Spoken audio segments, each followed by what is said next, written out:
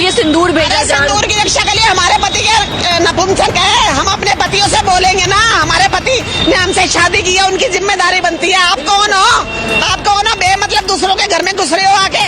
कभी ऐसा सुना है आपने कि किसी के घर में कोई उठी आदमी सिंदूर दे के आ रहा है? More, you have to show your friendship to your alliance partner more than you wanted to. देखिए, अगर आप मुझे पूछेंगे तो पॉलिटिकली ऐसे लोगों को इग्नोर करना ज्यादा ठीक होगा। Correct. इनकी औकात नहीं है, आप इनकी औकात बढ़ा देते हो। Exactly. दोस्तों, लगातार यही तो सवाल उठ रहा है जिसका जवाब ना सरकार देना चाहती है।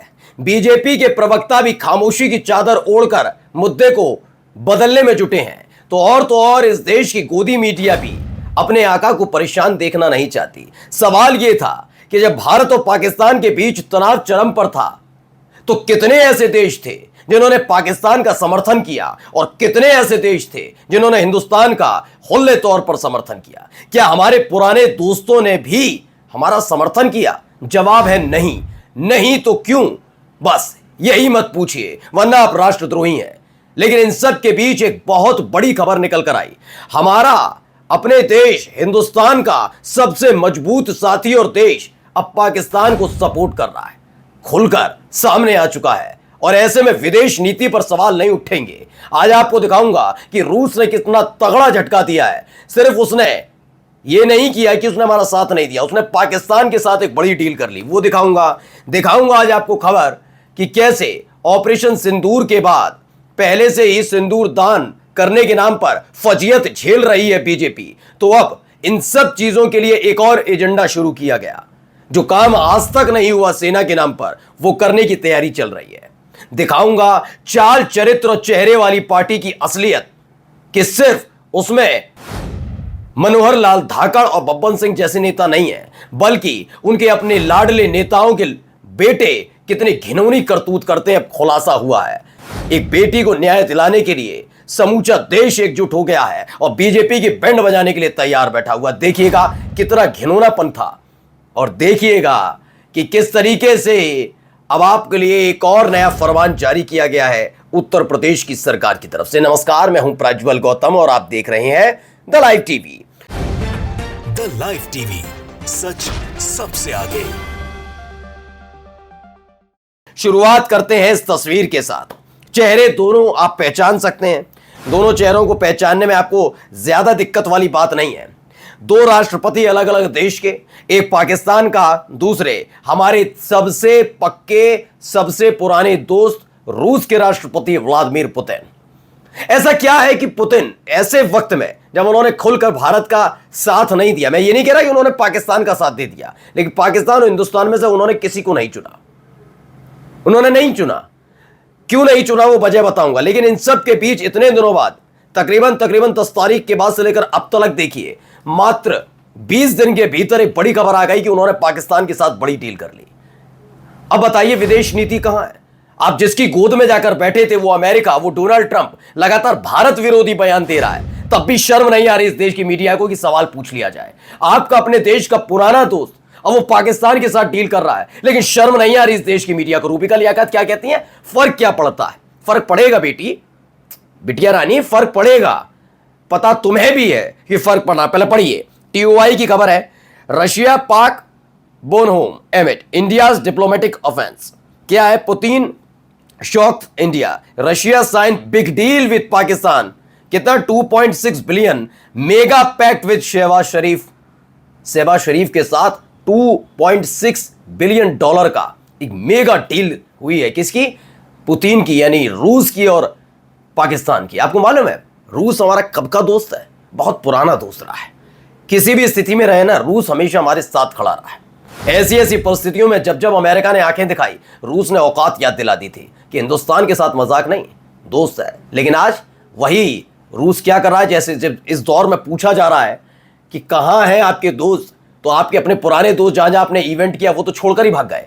जो आपका अपना पुराना दोस्त है उसने भी आपका साथ नहीं दिया। ये इनकी विदेश नीति है, क्योंकि हिंदू मुसलमान करने से इन्हें थोड़ा भी फुर्सत मिले तो ये विदेश नीति पर ध्यान दें, और सिर्फ इवेंट करने से फर्क पड़े तो ये अपने आप में तगड़ा झटका है। विदेश नीति के जो जानकार हैं वो इस निष्पक्ष तौर पर बताएंगे तो कितना बड़ा झटका है। आइए एक और खबर आई पत्रिका।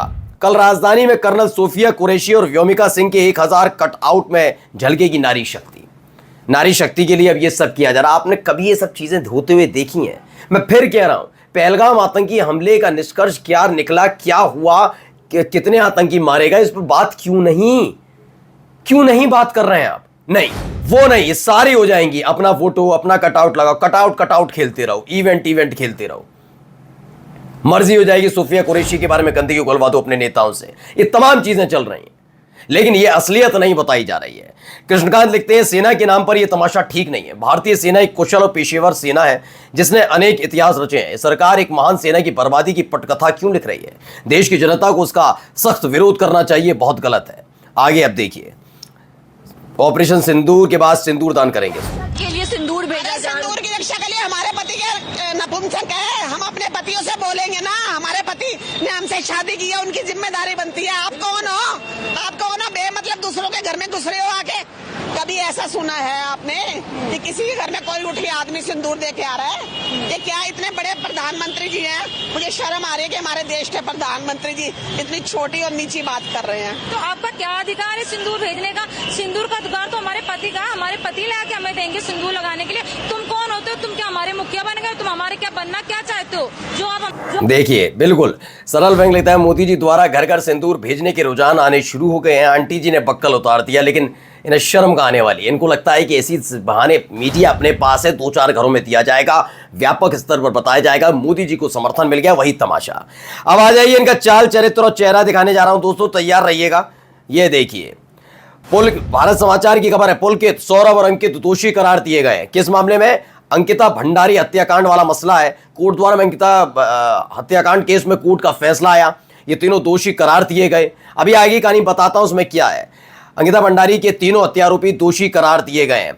दरअसल इसमें एक व्यक्ति है, वो उसका बाप बीजेपी का बड़ा नेता, कई सारे खुलासे हुए थे, उस पर आशीर्वाद बना रहा और लगातार साक्ष्यों को मिटाने तक का भी आ रहा। तो उस दौर में बड़ी बड़ी बातें करती थी ना, महिषासुरमर्दनी की, मैं बेटियों के लिए कर दूंगी, वो सिलेंडर वाली मैडम, क्या नाम है उनका, स्मृति ईरानी, उस समय भी नहीं बोलती थी इस विषय पर, क्योंकि महिलाओं, जो बीजेपी का नेता का लड़का था, इसलिए ये महिलाओं की इज्जत करवाएंगी मैडम। अब देखिए, सूर्य समाजवादी ने कहा, देह व्यापार से मना करने पर बीजेपी नेता विनोद आर्य के बेटे पुलकित आर्य ने अंकिता भंडारी को जान से मार दिया। अब उत्तराखंड की कोर्ट ने बीजेपी नेता के बेटे को दोषी करार दिया है। बीजेपी नेता समाज के लिए खतरनाक है और ये बात सच है। अब देखते जाइए, देखिए इसमें भी है। सचिन गुप्ता लिखते हैं, उत्तराखंड के बहुचर्चित अंकिता भंडारी हत्याकांड में पूर्व बीजेपी नेता, अब पूर्व हो गया, उस समय हटा दिया गया था, जब ज्यादा पहले हटा नहीं रहते, विजय शाह की तरह हरकत करते नहीं, कहते हैं जब तक खींचो, जब तक खिंच जाए, मुद्दा मुड़ जाए, लेकिन जब नहीं मुड़ा तो उसके बाद हटाया।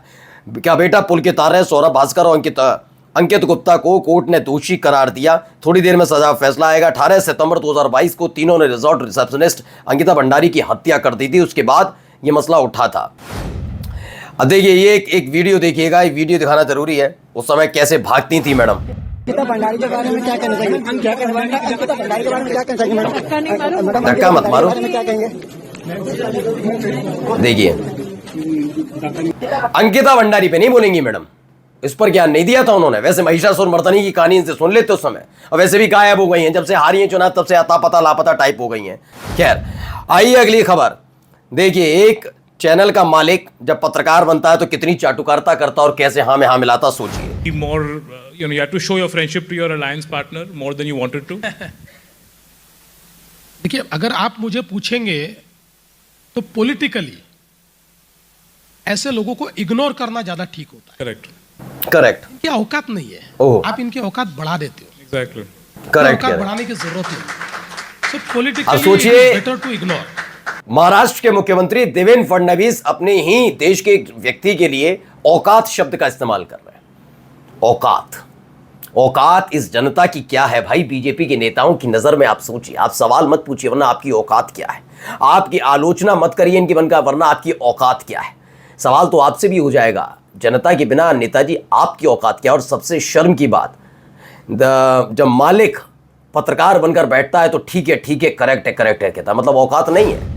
सोचिए, ये इनकी मानसिकता और यही इनका काम है, और चलाएंगे पत्रकारिता। देखिए, डॉक्टर मुकेश कुमार ने कहा, अखबार मालिक अगर पत्रकार बनने की कोशिश करता है तो यही होता है। खासतौर पर अगर किसी ताकतवर मंत्री से सवाल पूछना हो तो वो हकलाने लगता है, सोचने लगता है कैसे पूछें कि मंत्री महोदय को बुरा ना लगे, नाराज ना हो जाए, धंधा चौपट ना कर दे। किसी तरह सवाल पूछ भी लिया तो जैसा भी जवाब मिला पाकर धन्य हो लिए। वो स्टैंड अप कॉमेडियन की औकात के बात कर रहा है, जरा उनसे भी पूछ लेते कि आपकी औकात क्या है, और क्या लोकतंत्र में किसी नेता की औकात आम नागरिक से ज्यादा होती है। यही मैंने अभी कहा ना आपसे। डर लग रहा होगा इसलिए ना पूछा ना रोका टोका। इसके लिए धंधेबाज का नहीं, पत्रकार वाला कलेजा चाहिए। पैसा आने से कलेजा थोड़ा आ जाता है, सही बात है। अब नेताजी से पूछ लेना चाहिए, अगर जनता बना वोट दे आपको तो आपकी औकात क्या, लेकिन ये नहीं पूछ सकते। चलिए चलते चलते खबर न्यूज़ 24 की खबर है। रामपथ यानी अयोध्या में नॉनवेज की दुकानें हटेंगी, मिला 7 दिन का अल्टीमेटम।